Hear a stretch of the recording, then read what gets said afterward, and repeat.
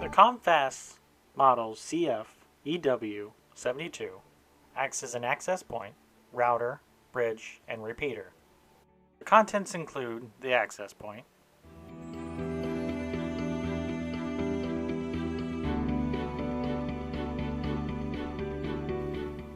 power cable,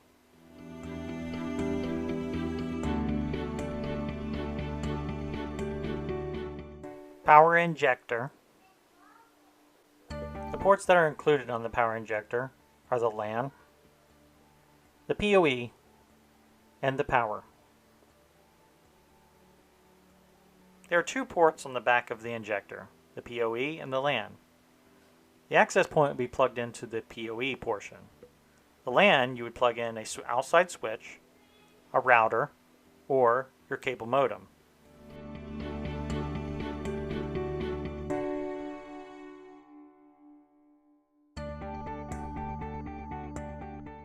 The contents also include a network wire. This will be the network wire that you would use to plug in the access point to the PoE. I'll demonstrate it here.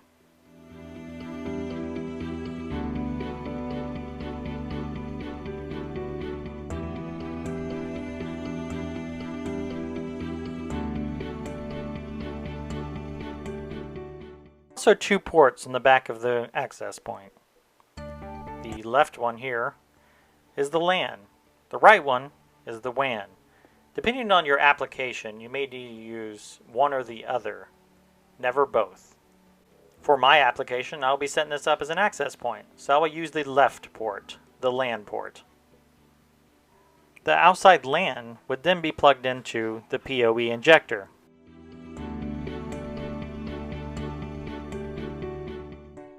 However, for the basic setup, I would recommend that you leave the LAN portion unplugged. I'll explain this later. The contents also include two external Omni antennas that are simply screwed on to the end of the access point.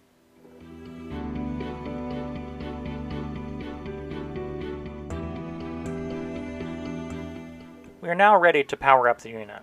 We simply plug in the power cord to the end of the PoE injector and then into our power source.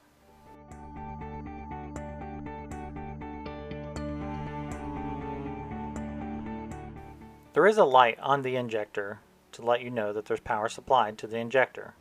We now check the access point to make sure the indicating lights are now on. We have successfully powered up the access point.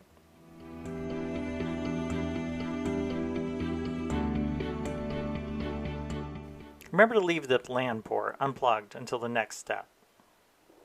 Now that we've powered up the unit, we can now connect to it.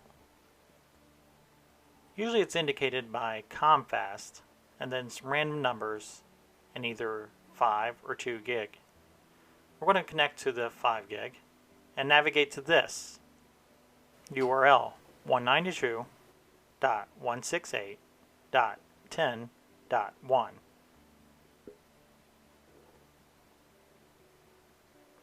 We use the default password, which is admin. If you have problems with the language, simply click the globe on the right hand side and select English.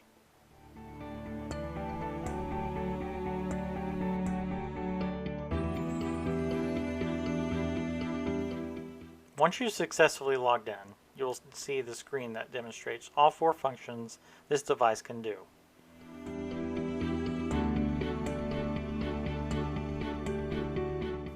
To change the password, simply navigate to System, Change Password. You're going to type in the old password, which is admin, and then a new password.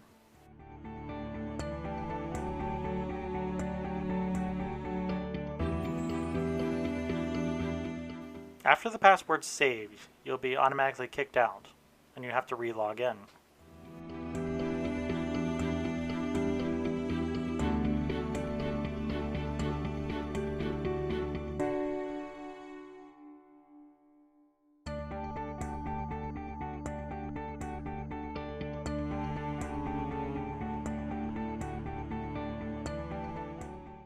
The next thing you want to do is set the time. You do this by setting your time region and then updating.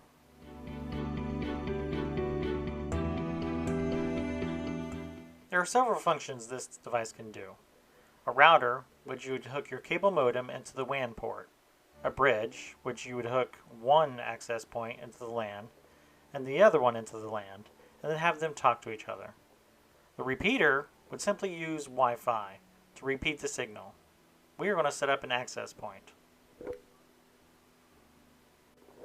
Simply click on access point and set your IP address. I've left it default here. I'll now set my SSID, password,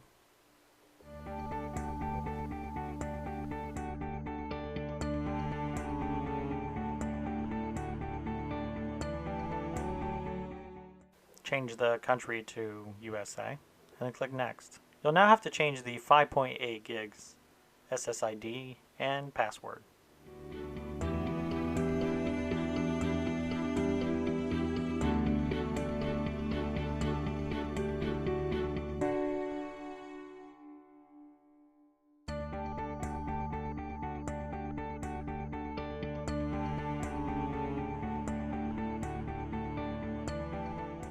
After clicking Finish, you can now plug in your LAN port. This will now supply internet to your access point. You've now completed all the steps to set up your device as an access point. If you wanted to set up your device as a bridge, the only difference is you'll have to scan for another access point within your area that it can pick up on. This will again allow you to connect the landline into it and backfeed the internet. Many people have complained about seeing Chinese when they first enter the console of the device. Simply click the globe and select English. This will fix that issue.